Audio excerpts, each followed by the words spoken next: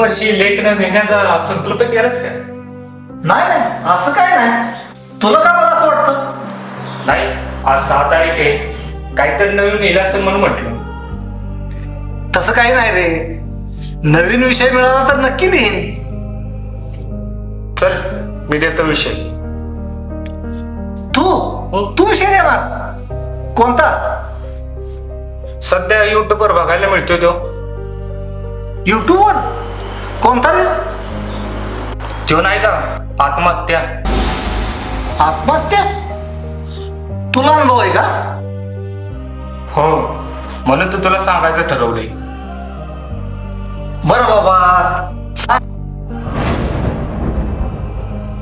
या आठवड्यात माझ्या फ्रेंड लिस्ट मधील 2 जणांनी आत्महत्या केली. होय रे, त्यातला एक आपला म्युच्युअल फ्रेंड होता. करेक्ट. नाही पण आपल्या सर्वांसाठी ते धक्कादायक होतं.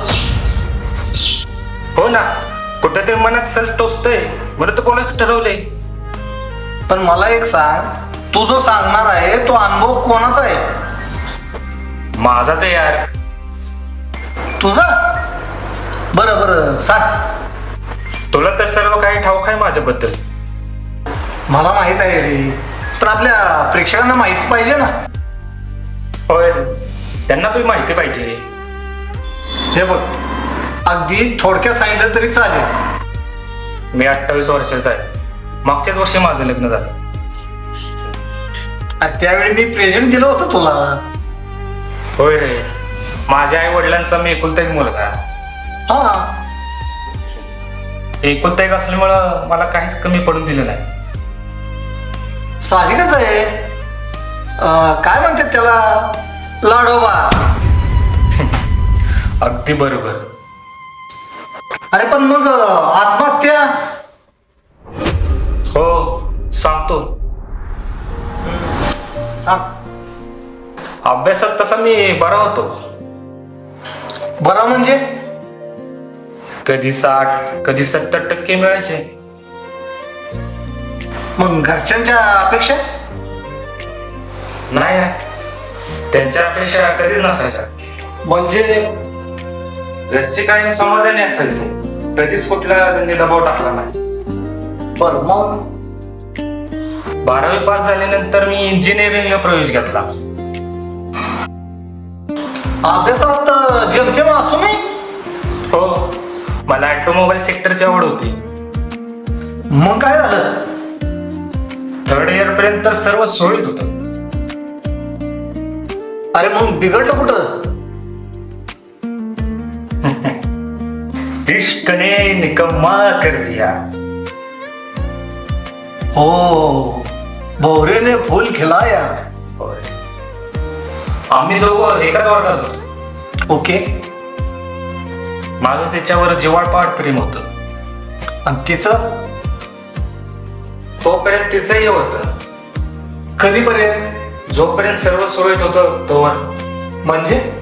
लास्ट इयरला माझा बॅकलॉग राहिला. अरे रे. आणि तिचे? तिचे नव्हते. मग ती कंपनी जॉईन झाली आणि मी बॅकलॉग क्लिअर करण्याच्या प्रयत्नाला लागलो. किती सब्जेक्ट होते?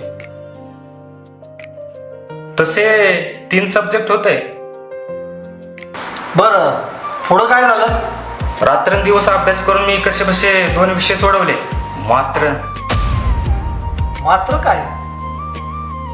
एका विषयाच्या पेपरला मी दरवेळेस ब्लँक व्हायचं. बर, मग? त्या काळात तिला स्थळे यायला लागली होती. मग काय तुझ्या मागे तिच्या लग्नाचा तगादा? नाही रे यार, तिने मला डेडलाईन ठरवून दिली होती. कसली डेडलाईन? त्या विषयात पास होण्याची. कारण तो पेपर मी 4 वेळा दिला होता. मग काय झालं? मला तिला गमवायचं नव्हतं रे, म्हणून त्या वर्षी मी दिवस रात्र जागून अभ्यास केला. पुढे काय झालं? पास झालास की नाही? 2015 साल होतं. दुपारी निकाल आणण्यासाठी मी कॉलेजमध्ये गेलो. ओके. ना माझे सगळे मित्र पास होऊन सगळे जॉबला लागले होते, म्हणून मी त्या काळी एकटाच होतो. वाईट काळ माणूस एकटाच असतो. खरं बोललास. बर, पुढे सांग. मी मार्कशीट अशी हातात घेतली आणि मला कामच सुटलं रे. का बरं? कारण पुन्हा एकदा मार्कशीट वरील एफ माझ्या नजरेत पडला होता. अरे, डोळ्यासमोर अंधाऱ्यात होत्या. मग कसं कसं मी कॉलेज बाहेर आलोच आणि तेवढ्यात काय झालं? माझा फोन व्हायब्रेट झाला. आईचा फोन आला होता का? नाही, मग तिचा फोन होता. काय म्हणत होती ती? तिने विचारलं, सुटलं का? काय म्हणालास तू? मी नाही सुटला म्हणून सांगितलं. मग काय म्हणाली ती? पुढच्या क्षणी कॉल कट झाला. शट यार.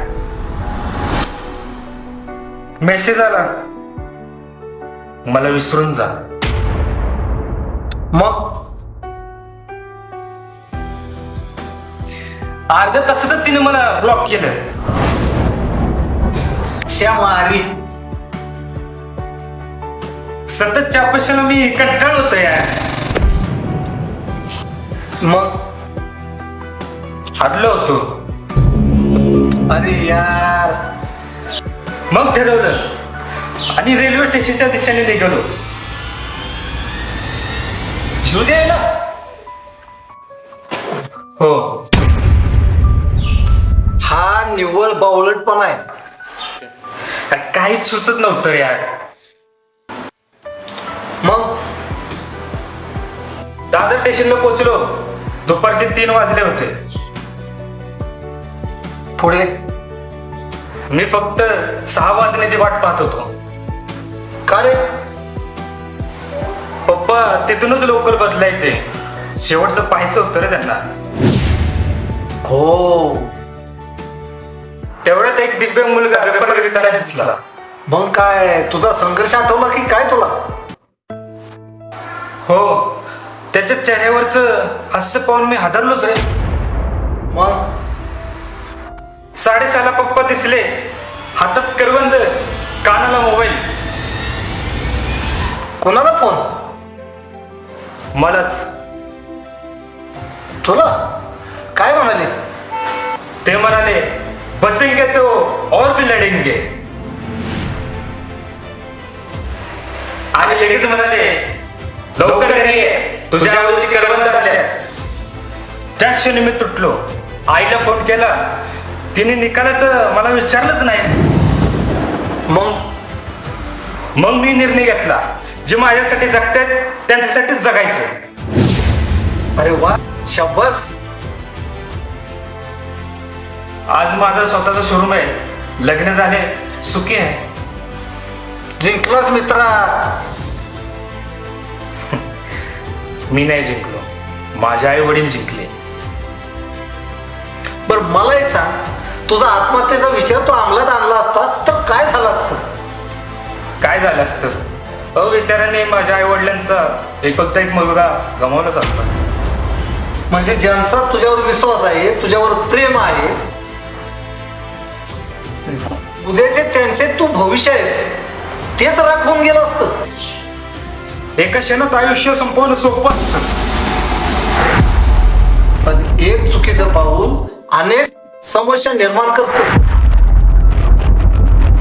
पण वेळीच सावध होऊन ती चूक सुधारू शकतो आपण. होय. पण एकदा का आयुष्याचा गुंता झाला की तो सोडवता सोडवता कधी आयुष्य संपून जातं काही समजत नाही बघ. अगदी बरोबर. काही जण आत्महत्यासारखं टोकाचं पाऊल उचलतात.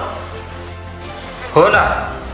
पण मित्रा, तू तुझा चुकीचा निर्णय बदलल्यामुळेच आज गगन बहारी घेऊ शकलास. अगदी 100% खरं आहे.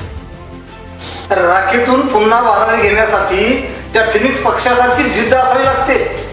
होय. चल तुझी बहारी मी आता लिहायलाच घेतो.